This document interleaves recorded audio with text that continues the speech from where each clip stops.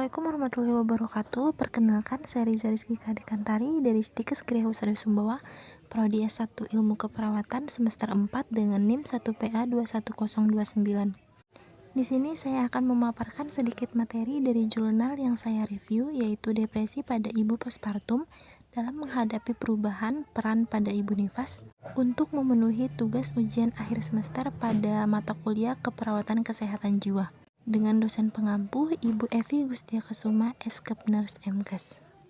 Nah, sebelum ke pembahasan, di sini ada beberapa konteks yang akan saya bahas, ialah definisi depresi, penyebab depresi, tanda dan gejala depresi, postpartum, perubahan peran pada postpartum, depresi postpartum, determinan depresi postpartum, dan klasifikasi. Di sini ada definisi depresi. Menurut WHO, depresi adalah masalah yang serius karena merupakan urutan keempat penyakit di dunia. Kemudian, menurut Kelly et al. 2011 nomor 20, depresi adalah gangguan mood, kondisi emosional berkepanjangan yang mewarnai seluruh proses mental, seperti berpikir, perasaan, dan aktivitas. Seseorang ditandai dengan pikiran negatif pada diri sendiri, suasana hati menurun, kehilangan minat atau motivasi, pikiran lambat, serta aktivitas menurun. Kemudian, sekitar 20% wanita dan 12% pria pada suatu waktu dalam kehidupannya pernah mengalami depresi, yaitu kesedihan berkepanjangan, motivasi menurun, dan kurang tenaga untuk melakukan kegiatan sehari-hari. Kenapa faktor genetik bisa menyebabkan terjadinya depresi? Yaitu karena transmisi gangguan alam perasaan diteruskan melalui garis keturunan. Frekuensi gangguan alam perasaan ini meningkat pada kembar monozigot dibandingkan dizigot, walaupun diasuh secara terpisah. Kemudian ada neurotransmitter. Penurunan katekolamin otak atau aktivitas sistem katekolamin, peningkatan asetilkolin, dan defisit serotonin dapat menyebabkan terjadinya depresi. Kemudian ada endokrin. Depresi ini juga berkaitan dengan adanya gangguan hormon seperti pada hipotiroid dan hipertiroid. Kemudian yang kedua, di sini ada faktor lingkungan. Dari faktor lingkungan ini dibagi juga menjadi beberapa macam, yaitu kehilangan orang yang dicintai, rasa bermusuhan, kemarahan, kekecewaan yang ditunjukkan pada suatu objek atau pada diri sendiri. Kemudian ada sumber coping yang tidak adekuat, individu dengan kepribadian dependen, obsesif kompulsif, dan histeris. Kemudian adanya masalah atau kesulitan hidup. Kemudian belajar perilaku dari lingkungan yang tidak berdaya dan bertanggung. Kemudian pengalaman negatif dari yang masa lalunya. Kemudian di sini ada beberapa tanda gejala depresi yang bisa timbul, seperti konsentrasi dan perhatian kurang, harga diri dan kepercayaan diri berkurang, suasana hati sedih dan rasa bersalah dan tidak berguna, pandangan masa depan yang suram dan pesimistis, kehilangan minat melakukan kegiatan yang biasa dilakukan, kemudian ide atau percobaan bunuh diri, kemudian ada gangguan pola tidur atau susah tidur dan tidur yang berlebihan, kemudian nafsu makan berkurang. Kemudian ada gejala fisik juga dari depresi ini yang bisa timbul menurut Peter dan Lubis tahun 2010 nomor 120, antara lain yaitu sakit kepala atau pusing, nyeri lambung dan mual, bahkan muntah-muntah, kemudian nyeri dada dan sesak nafas, gangguan tidur atau sulit tidur, kemudian jantung berdebar-debar, tidak nafsu makan atau makan yang berlebihan, diare, lesu dan tidak bergairah, gerak lambat, berat badan menurun, gangguan menstruasi, dan tidak respon pada hubungan seks. Depresi ini dapat diklasifikasikan menjadi beberapa bagian. Yang pertama ada depresi ringan. Dikatakan depresi ringan apabila minimal harus ada 2 dari 3 gejala utama depresi, ditambah sekurang-kurangnya 2 gejala sampingan yang tidak boleh ada gejala berat di antaranya. Lamanya seluruh episode berlangsung sekurang-kurangnya sekitar 2 minggu, hanya sedikit kesulitan dalam pekerjaan dan kegiatan sosial yang bisa dilakukan. Kemudian ada depresi sedang. Dikatakan depresi sedang apabila minimal harus ada 2 dari 3 gejala utama, sekurang-kurangnya 4 dari gejala lainnya. Seluruh episode berlangsung minimal 2 minggu, menghadapi kesulitan nyata untuk meneruskan kegiatan sosial, pekerjaan, dan urusan rumah tangga, tanpa gejala somatik atau dengan gejala somatik. Kemudian ada depresi berat tanpa gejala psikotik. Dikatakan depresi berat tanpa gejala psikotik apabila semua gejala utama harus ada, ditambah minimal 4 dari gejala lainnya, diantaranya harus berintensitas berat, sangat tidak mungkin untuk meneruskan kegiatan sosial, pekerjaan, dan urusan rumah tangga, kecuali pada taraf sangat terbatas. Kemudian ada depresi berat dengan gejala psikotik, yaitu memenuhi seluruh kriteria depresi berat tanpa gejala psikotik disertai waham, halusinasi, atau support depresi. Kemudian di sini ada definisi dari postpartum. Menurut Mansur 2009 dengan nomor 153, postpartum atau masa nifas adalah masa kembalinya organ reproduksi seperti keadaan sebelum hamil dalam waktu 6 minggu setelah melahirkan.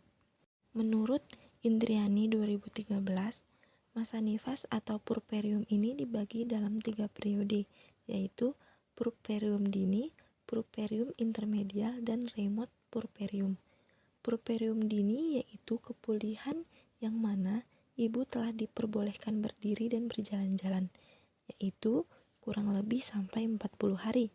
Kemudian ada purperium intermedial, yaitu kepulihan menyeluruh alat-alat genital yang lamanya kurang lebih 6-8 minggu. Sementara remote purperium adalah waktu yang diperlukan untuk pulih dan sehat sempurna, terutama bila selama hamil atau waktu persalinan mempunyai komplikasi. Beberapa penyesuaian dibutuhkan oleh wanita untuk melakukan aktivitas dan peran barunya sebagai ibu pada minggu-minggu atau bulan-bulan pertama setelah melahirkan, baik dari segi fisik maupun segi psikologis.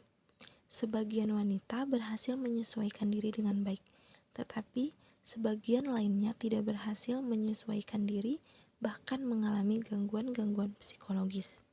Nah, perubahan peran pada ibu postpartum ini dibagi menjadi beberapa periode, yaitu periode talking in, periode talking hold, dan periode letting go. Yang pertama ada periode talking in. Periode ini berlangsung 1-2 hari setelah melahirkan. Pada periode ini juga ibu menjadi pasif terhadap lingkungan.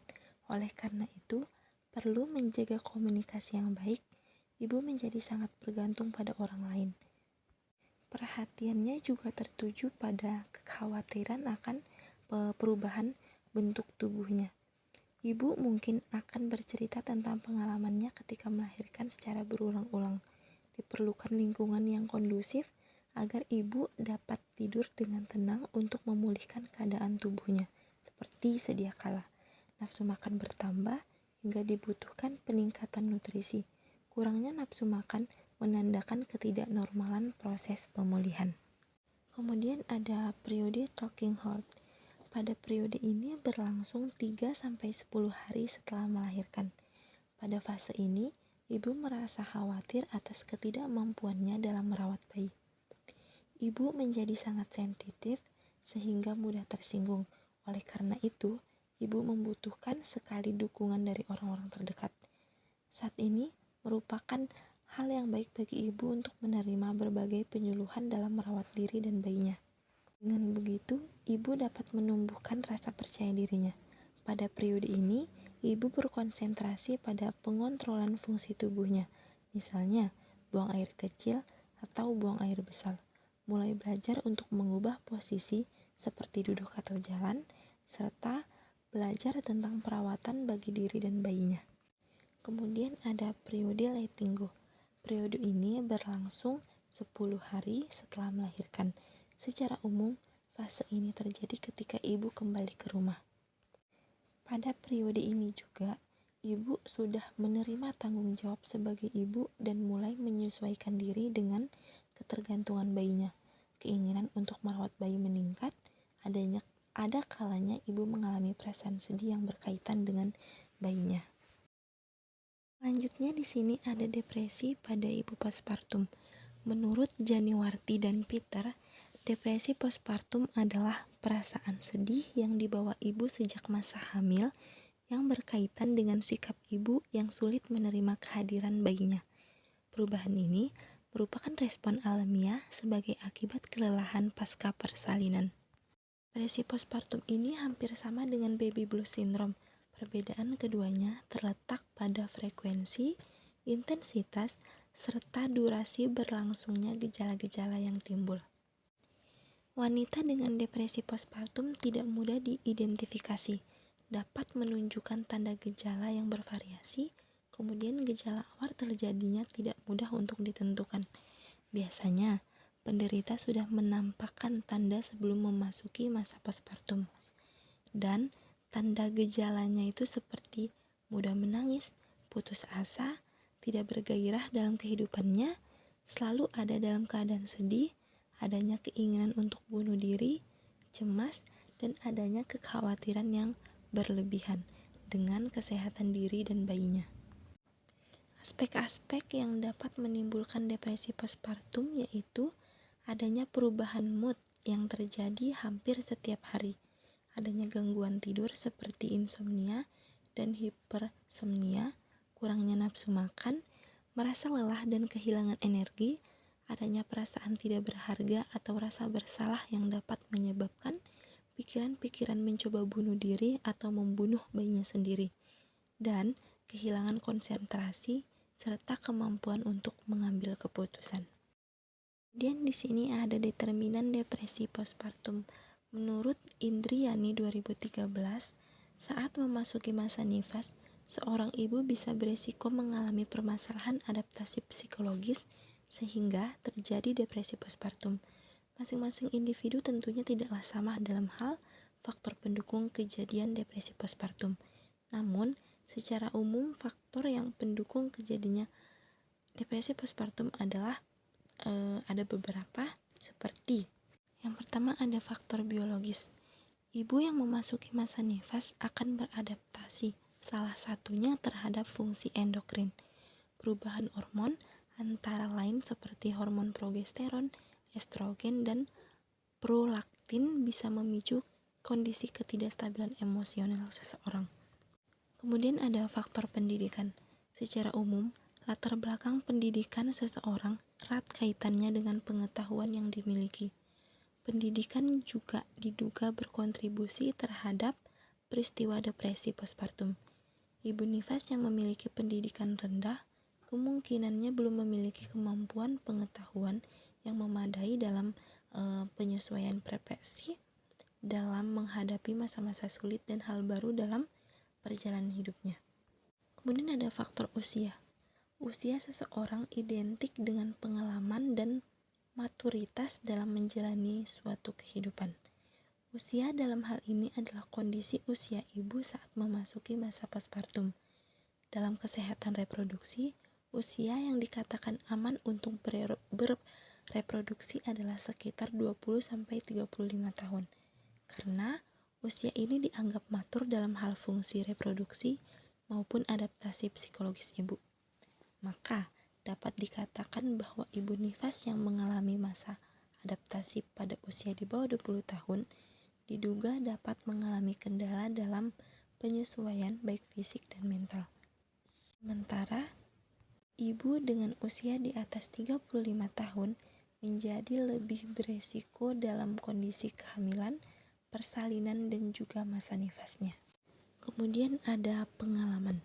Faktor-faktor yang mempengaruhi pengalaman postpartum adalah sifat persalinan dan kelahiran serta tujuan kelahiran, kemudian ada persiapan persalinan, kelahiran, dan peran menjadi orang tua, ada transisi menjadi orang tua yang mendadak, pengalaman keluarga secara individual atau bersama, terhadap kelahiran dan membesarkan anak, kemudian harapan, peran anggota keluarga, kepekaan dan efektivitas asuhan, dan faktor-faktor risiko pada komplikasi pasca partum.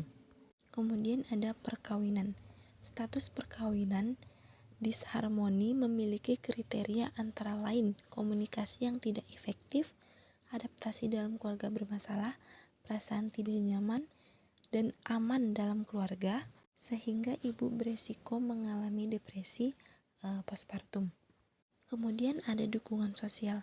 Hasil penelitian menunjukkan bahwa suami merupakan social support yang paling utama selain anggota keluarga lain, juga petugas kesehatan. Bila pasangan kurang memberikan dukungan saat ibu memasuki masa postpartum, hal ini bisa menjadi pemicu munculnya kejadian depresi postpartum karena merasa kurang dicintai dan dihargai. Kemudian ada faktor demografi. Status demografi ibu postpartum merupakan karakteristik yang berkaitan dengan tempat tinggal, jumlah anak atau paritas, pendidikan, suku, agama, dan lain sebagainya. Paritas atau jumlah anak biasa dibagi menjadi primipara, yaitu seorang wanita yang melahirkan bayi hidup untuk pertama kalinya. Terus ada multipara atau pleuripara, yaitu wanita yang pernah melahirkan bayi viabel beberapa kali atau sampai 5 kali. Kemudian ada grande multipara, adalah wanita yang pernah melahirkan bayi 6 kali atau lebih, hidup ataupun mati. Kemudian yang terakhir ada faktor lingkungan. Lingkungan merupakan faktor yang juga menentukan individu untuk terpapar stresor. Lingkungan, baik internal maupun eksternal, merupakan stimulus bagi ibu postpartum dalam proses penyesuaian dirinya. Teman-teman, jadi dari sedikit materi yang saya paparkan tadi, bisa disimpulkan bahwa masa nifas ini akan menyebabkan terjadinya perubahan-perubahan pada organ reproduksi. Begitupun halnya dengan kondisi kejiwaan psikologis ibu postpartum yang juga akan mengalami perubahan. Jadi, diperlukan sistem dukungan yang kuat dan konsisten merupakan faktor utama keberhasilan melakukan penyesuaian bagi ibu postpartum.